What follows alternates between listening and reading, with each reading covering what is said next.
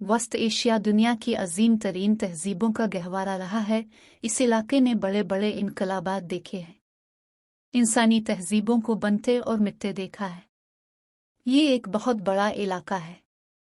तारीखी लिहाज से इसे तुर्किस्तान कहा जाता था। इसमें चीनी तुर्किस्तान, रूसी तुर्किस्तान और अफगानिस्तान के बाज़ इलाके भी शामिल थे। अब भी वस्त एशिया का रकबा 40 लाख मुरब्बा किलोमीटर पर मुश्तमिल है। इस वक्त तुर्किस्तान में सोवियत दौर की बनाई हुई 5 जमहूरतें हैं, जिनमें कजाकिस्तान, किर्गिज़स्तान, ताजिकिस्तान, उज़्बेकिस्तान और तुर्कमेनिस्तान शामिल है। दरियाए जीवी के पार का इलाका, जिसे मावरा नहर कहा जाता है, कभी तोदान भी कहलाता था, तुर्क नस्ल मंगोलों के करीब है। अरबों की फतूहात के नतीजे में यह इलाका दौलत इस्लाम से मालामाल हुआ। इस्लाम से पहले यहाँ बुद्ध मत और मजूसियत का जोर था। सबसे पहले ताहरियों ने नीम आज़ाद हुकूमत की दाग बैल डाली। इसे सफारियों ने ख़त्म करके एक वसी आज़ाद सल्तनत कायम की, जिसे सामानियों ने ख़त्म करके पूरे वस्त एशिया पर कब्ज़ा कर लिया। सामानियों के बाद गज़नवी और उनके बाद गौरी बरसर इक़्तिदार रहे, और फिर सल्जूकियों ने एक अजीम सल्तनत की बुनियाद डाली।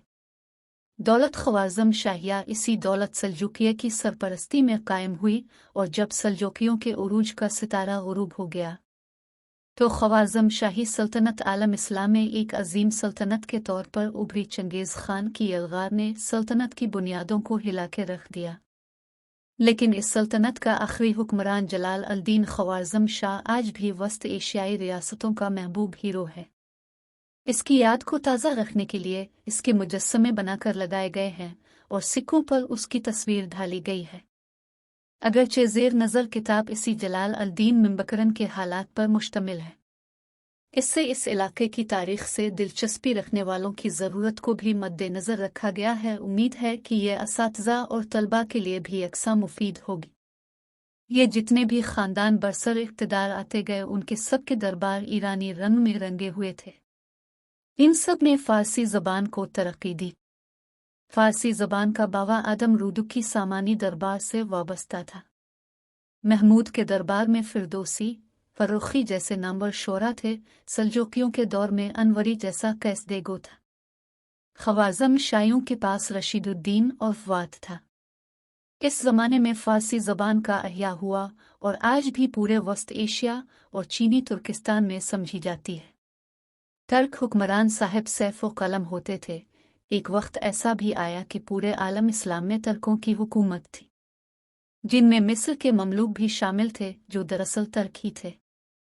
बरसगीर के अक्सर हुक्मरान भी तुर्क ही थे, और उन सब का ताल्लुक वस्त एशिया से था। हमारे आलम इस्लाम की इमारत पर असल छाप वस्त एशिया ही की है। आप कहीं भी चले जाएं, तकरीबन एक जैसी ही इमारत नज़र आएंगी। उनके कारीगर तुर्क ही होते थे। हता कि पाकिस्तान में जो मीनार पाकिस्तान और फैसल मस्जिद बड़ी इज्जत की निगाह से देखी जाती हैं, दोनों के डिज़ाइन बनाने वाले तुर्क ही थे। ख्वाज़म शाइयों ने एक अजीम सल्तनत की बुनियाद रखी, लेकिन बदकिस्मती से चंगेज़ खान की टिड्डी दिल फौज का मुकाबले न कर सकी। लेकिन इस वक्त सुल्तान जलाल अल-दीन ख्वाज़म शाह ने वस्त एशिया से लेकर बगदाद तक मंगोलों के नाक में दम किए रखा, और इस बहादुर इंसान के कारनामे रहती दुनिया तक याद रखे जाएंगे। ये किताब भी वस्त एशिया के तारुफ और जलाल अल-दीन के कारनामों पर मबनी है। उम्मीद है कि इसके मुताले से वस्त एशिया में मुख्तलिफ ख़ानदानों के उरूज व ज़वाल पढ़ने में मदद मिलेगी, और हमारे मजहब, सकाफ़त सब पर वस्त एशिया का असर है। मुंबकरन वस्त लिफ़ाशा का एक ऐसा हीरो है जिसकी मिसाल पूरी इस्लामी तारीख़ में नहीं मिलती। इसने इस वक्त मुग़लों के सामने डट कर मर्दाना वार मुकाबला करने की ठानी।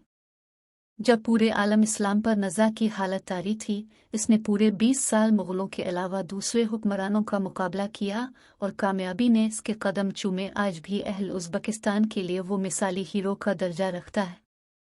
इसकी कई यादगारें कायम की गई हैं और सिक्कों पर इस तस्वीर बनाई गई हैं।